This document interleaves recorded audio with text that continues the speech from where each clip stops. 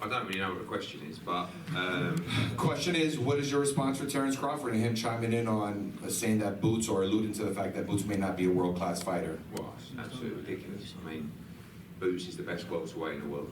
I mean, tell me a better welterweight than Boots Ennis. Impossible. There isn't one. So he's the best welterweight in the world. I mean, we just finished a FaceTime with His Excellency, who asked me, will we make the Crawford fight? And the answer, Boots said to him, send a contract. So Terence Crawford, if he gets past Madrimov, on August 3rd, will have the chance to see if Boots is a world-class fighter. And I think if Canelo Alvarez doesn't fight Terence Crawford, which I don't think he will, I believe you're going to see Boots Ennis against Crawford if he beats Madrimov in 2025, first quarter. There you go. Can you talk about his performance tonight a little bit? Again, you know, Bud and him shared Avanesyan as a common opponent. He got him out of there in 5 rounds. Bud got him out of there in 6. Do you think he made a statement in doing that? Yeah, I don't really. I think the rounds, I think it's just the way that he did it. I mean, bear in mind, he'd been out for a year, and he kind of, with all due respect to Avanesyan, he really played with him. I mean, he didn't let himself get hit, but he had no regard for what was coming back. He was trying to have fun in there. He was trying to get him out of there. He was trying to be aggressive. And also, he'd been out of the ring for a year. I think he felt that his performance was quite average, Boots. And I said, well, if that was an average performance, I mean, you've just destroyed David Avanesyan. It was so one-sided. I know Avanesyan was trying, and you know, he landed a few bits and pieces, but if you're breezing through guys like that, you know, I just, the problem is, away from Stanionis, away from Barrios, I want to see him tested, because when you've got someone, it's a bit like Shakur fighting these guys, it's a little bit of a waste of time. Who wants to see 120, 108 3 times? Or a one-sided beatdown? You know, so one's okay, and getting active's okay, but you've got to create the great fights so they can define their legacy, these great fighters. Eddie, David Malanger, Sports Talk, Philadelphia. Can you just talk about the overall experience having this fight here in Philadelphia and any potential chance of bringing these fights back to Philly? Yeah, honestly, blown away by the crowd. I mean, I would like to say it was down to the promoter. And the promotion has been great, but I never expected to do over 14,000. I mean, it was just incredible. Like Bosie was saying to me, looking around, I mean, it's also quite difficult for Boots and Button. They've never experienced anything like this before. And Bosie was just looking around saying, I can't believe all these people. You know, and it was just incredible to see someone that had worked so hard, the whole family really. And I think more importantly, they're really good people. Like, I think they're outstanding. I think Boots is a great role model. Like, if you speak to him, he's dedicated his life to the sport. He's lived right.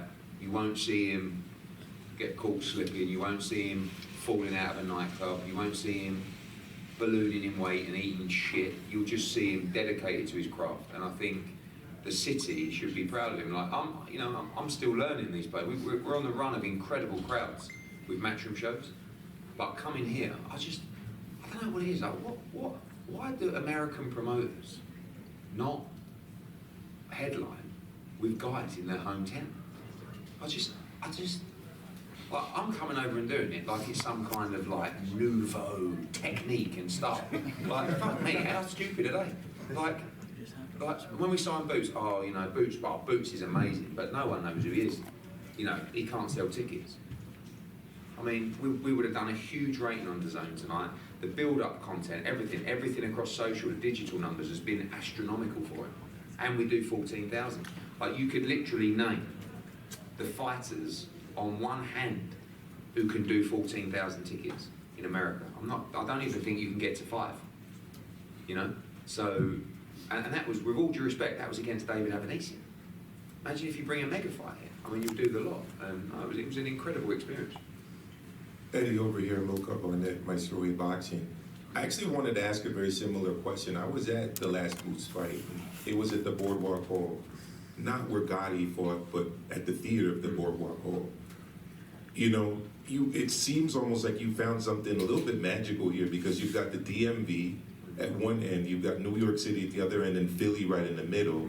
You had fighters from the DMV, fighters from New Jersey, and then obviously you had Boots in the main event.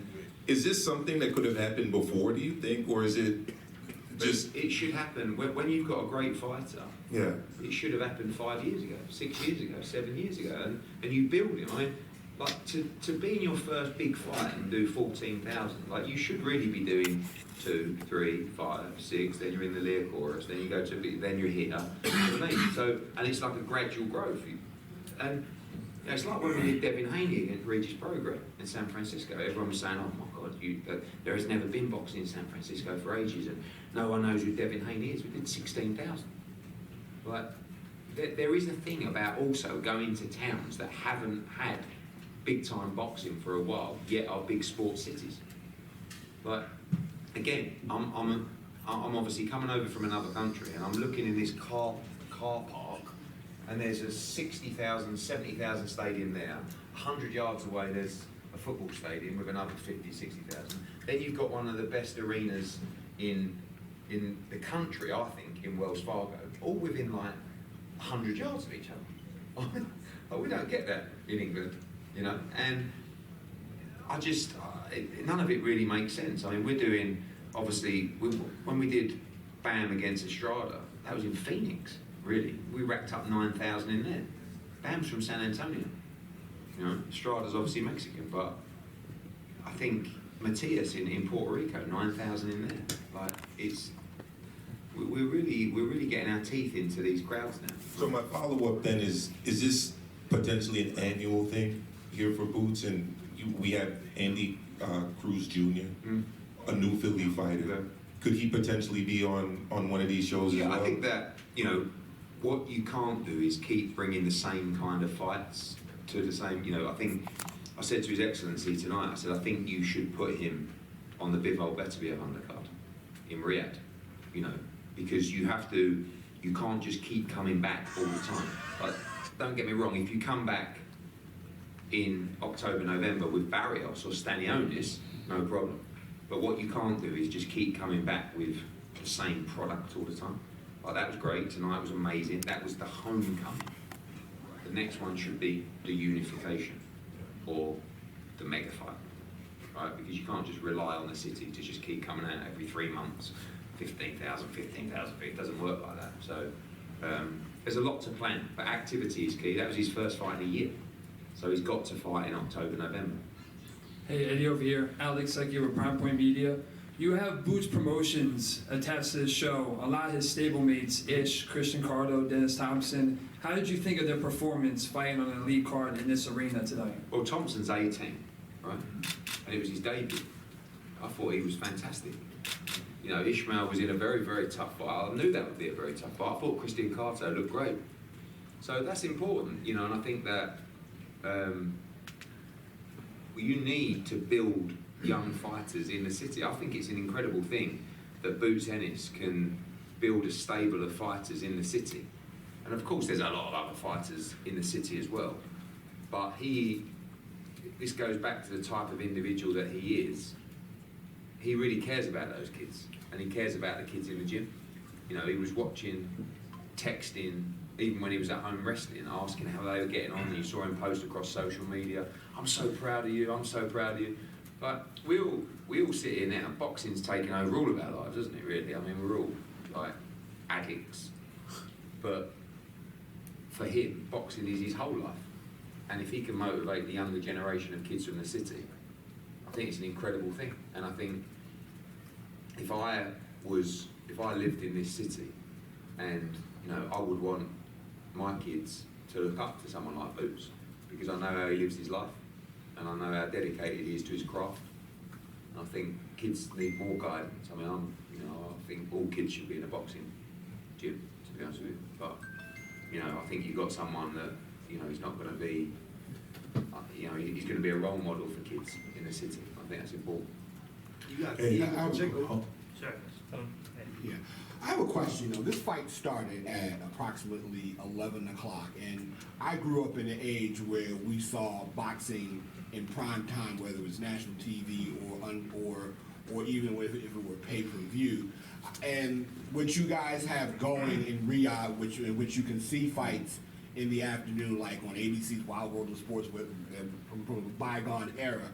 I'm wondering, is there a way to kind of schedule a lot of these fights in prime time? Because I think that the sport probably needs to get that prime time light for fans who are not necessarily boxing fans, but just to draw a larger audience. Do you think that's a good idea? I think that's a good question. I think something in the UK that we're finding is that we try very hard to have the main event at 10 p.m. in the UK, and we're not always successful because it drags on, and TV likes to talk about the fight for 20 minutes, and then there's an advert, and then there's a promo for another fight, and etc. etc. I think when there's a show from Riyadh, don't forget those fights in Riyadh are about 3 o'clock in the morning in Riyadh time, and they're afternoon time in the US, and they don't rate very well. So the afternoon slot or late afternoon slot for boxing doesn't work. However, I do think there's validity to your point that it could be a little bit earlier than that. Obviously on the West Coast, it's 11 p.m. tonight. On the East Coast, it's at 8 p.m. West Coast, 9 p.m. Central Time. So, yeah, I think. But also, there was a ball game that finished at 7 p.m. tonight, 7:30, 6 p.m. Yeah. We sold a huge amount of tickets in the last. They were the venue texted me to say they're still queuing up when the fighters were doing their ring walks. So, I think, but from a TV perspective, I do think you're right. Sometimes it can drag on a little bit too much and too late. Hey Eddie, what's going on? This is Najee from Cigar Talk. I interviewed Shakur Stevenson this week after his fight. You actually retweeted it. He said that he felt like you were the best promoter. Obviously, I saw him here. You guys were sitting next to each other. What kind of things, I guess, can you say to him as far as, courting him or just trying to bring him over to Matchroom, like things that you feel make sense? I think that Shakur is fighting a one-man war with the boxing community and world, and it's quite draining, to be honest with you. Like, he's a young man, so he's got appetite for it and a fight for it, but really there's no megaphone, there's no machine. Like, I know, for a fact that the gate last week was very good, very strong in Newark. Didn't sell as many tickets as tonight, but it was a very good gate. And we know that ESPN recorded their biggest rating of 2024, but no one's really talking about that because no one wants to, because he's left, So I don't really have to pitch too much. I think if we can deliver the fights, he will 100% sign with us. I don't think that's the question. I just think that he has to look at the fluidity of whatever deal he does to make sure that he's not restricted in terms of the fights that he needs to take for his career and his legacy. Because the fights that he's been in, the last 2 or 3 fights, listen, he's on great money, but you're not seeing the best of Shakur Stevenson because you're only going to see the best against, Zepeda or against Lomachenko or against Tank or against, Pitbull if he moves to 140 or Para or, these kind of fights. So I really like him. I said to him tonight, I've been promoting him for probably the last 2 years for free. And I'll continue to be honest with you, and I think he's outstanding. I think he's a brilliant fighter, brilliant. Last couple guys, and then Jaron Jeff. will be coming in. Jeff, hit first boxing right here. Diego Pacheco. Still got the jacket on, Jeff. Yes, sir. Good man. Diego Pacheco, he's fighting Maciej Sulenski in Los Angeles. Another venue. How many people fits in that venue right there? Yeah, that's probably, this is a great venue. Dignity Health, aka StubHub, that I knew, is probably my favourite venue in America for boxing, the War Grounds. It only holds, I think, 5,000, 6,000, something like that. It is such a great venue. So much so, Kell Brook beat Sean Porter there many years ago, one of my greatest nights. And open air, we believe we'll fill that up. We need your help with the Polish community in Los Angeles, of course. But Pacheco's a great fighter. It's been difficult to find the right opponent for him. I'm pleased with Sulecki. I think he'll give him a solid test, but I think Pacheco's ready to fight for the world title after this, maybe 2 more max. And we expect a great crowd in Los Angeles. Eddie, with Loma and Tank probably fighting each other next, and what Oscar said the other day about Cepeda potentially not fighting Shakur unless Shakur signed with Golden Boy, I don't know what to make of that exactly, but who would you like to, if Shakur were to sign with you within the lightweight division, who would you have him fight? And do you think the Cepeda fight could be made because you're both with the zone? Well, you'd hope so, wouldn't you? I mean, like, I was shocked by Oscar's comments because he talks a great game about everybody working together and making the best fights for boxing, and then kind of like the mask comes off and he says, I'll only make that fight if he signs with me. I mean, you're taking a payday away from Cepeda, you're taking a world championship opportunity away from Cepeda by not making the fight. And I would expect the zone to say, we want to do this fight, we don't care who's with who. So, yeah, I mean, look, I can't control Oscar or Golden Boy. If we do sign Shakur Stevenson and they don't want the payday or the opportunity for Cepeda, there's nothing you can do about it, but hopefully they've got the best interests of Cepeda and boxing, and most importantly for me, the platform of the zone at heart. So I do think Cepeda is the right fight for him. I think he'll look good in that fight, and I think that would be a good fight to make. Come on, champ.